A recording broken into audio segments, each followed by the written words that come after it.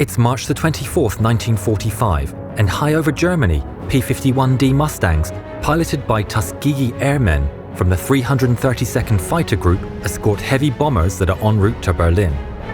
Nearly 1,000 miles from their base in Ramitelli, Italy, it's the longest mission of the war for the Red Tails, aptly named for the distinct crimson paint covering their elevators, rudders, and rear fuselages. These airmen have experienced racial discrimination from ground crews, other pilots, and senior Air Corps brass, many of which considered them unworthy and unfit to do the jobs they'd been assigned to do, in aircraft they thought better utilized in the hands of white aviators.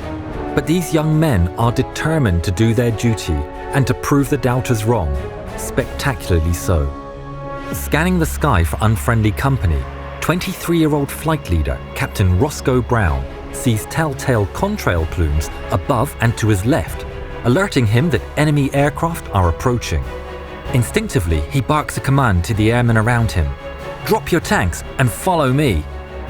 On cue, 2nd Lieutenant Charles Brantley and 1st Lieutenant Earl Lane jettison the 110-gallon fuel tanks affixed to the hardpoints under their wings. After jettisoning the tanks, the Mustangs are lighter and nimbler. They'll need these advantages if they're to have any chance of surviving the impending encounter with the more than 24 Messerschmitt Me-262s streaming towards them at nearly 500 miles per hour.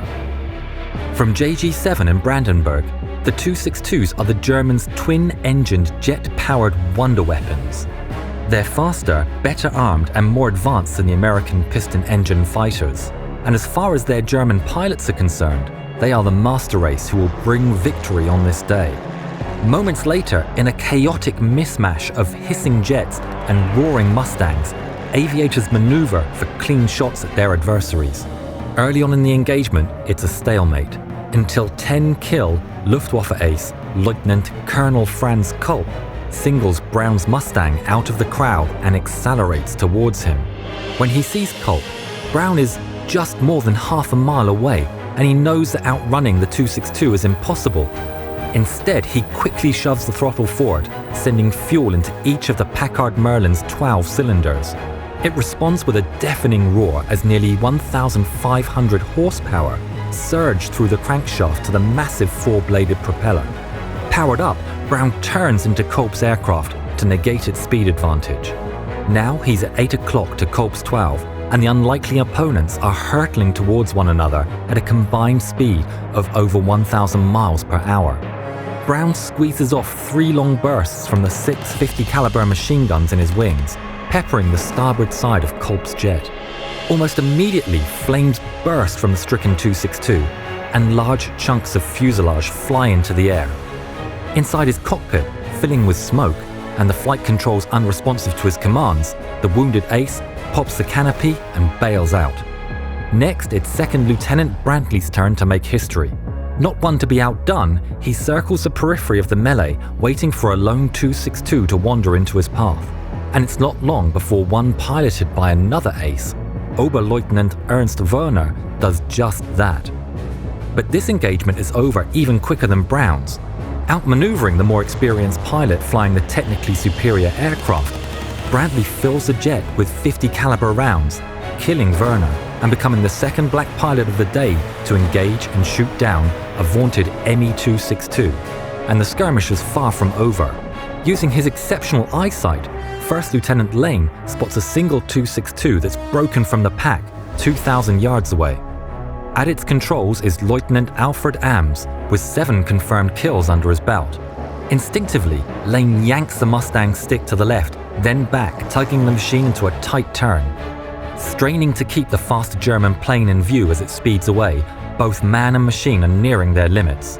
In addition to sheer strength and the Mustang's maneuverability, Lane relies on a new K-14 lead computing gun sight to get his bullets on target.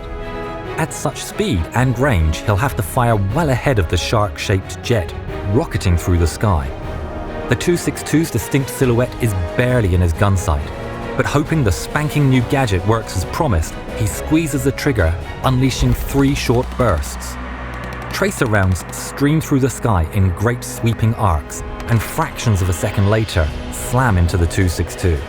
Again there's smoke and damage as bits of airframe break off, and though he can't be sure, Lane thinks he sees the pilot bail out. What is certain is that the 262 is going down, and fast. Diving, Lane watches it crash into the fatherland before being engulfed in a puff of coal grey smoke. Wary of maintaining altitude and conserving precious airspeed, he pulls up at 17,000 feet and scans the sky for avenging 262s, hell-bent on settling the score for their fallen comrade.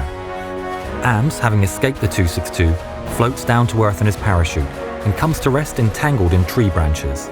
He's rescued, but never takes to the skies again. On that day, the three Red Tails served their country well by shooting down 3 German jets on just one mission, and in doing so, also chalked up a victory against discrimination. Brown is largely credited with being the first pilot to ever shoot down a jet, and he was awarded the Distinguished Flying Cross for his service. Most of our viewers aren't yet subscribers. If that's you, then please hit subscribe and help support the channel. Thank you.